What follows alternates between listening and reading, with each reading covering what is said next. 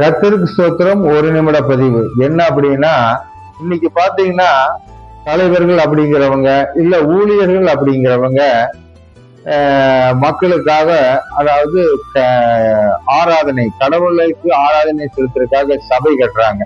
அதாவது ஊர் பணத்தை பூரா சேர்த்தி ஒரு சபை கட்டுறது. அந்த சபையில என்ன பண்றாங்க அப்படின்னா, கல்வெட்டுங்கிற பேர்ல அவங்க வேற போட்டுக்கிறது.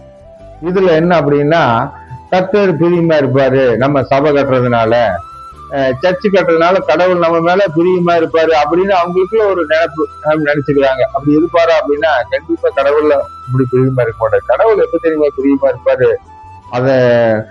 அதாவது கடவுளுடைய பிள்ளையாய் நாம் இருந்து அவருக்கு நம் மனம் திரும்புதல் அனுபவத்தோடு கடவுளுக்கு நம்ம சர்ச்சு கட்டுறப்போ நம்ம மேல பிரியமா இருப்பாரு. உதாரணத்துக்கு திருமறையில முதல் கடவுளுக்கு ஆலயம் கட்டினவரு சாலமோன் ராஜா. 1 ராஜாக்கள் 14ஆம் அதிகாரத்துல வருது. அவர் என்ன அப்படின்னா, நல்ல ஞானம் கடவுள் கொடுத்திருந்தாலும் கடைசியில பலிகளுக்கு போயிட்டாரு. அவரு கடவுளுடைய பிள்ளையா இருக்கிறதுக்கு அருகதையற்றவரா போயிட்டாரு. அப்படி நமக்கு ஒரு சபை கட்டிட்டு அப்படிங்கிறதுக்காக கடவுளுடைய பிள்ளையா ஆக மாட்டோம். மனம் திரும்புற அனுபவத்தோடு கடவுளுக்குள் இருக்கிறவங்க தான் கடவுள் பிள்ளையா இருப்பாங்க. ஆமேன்.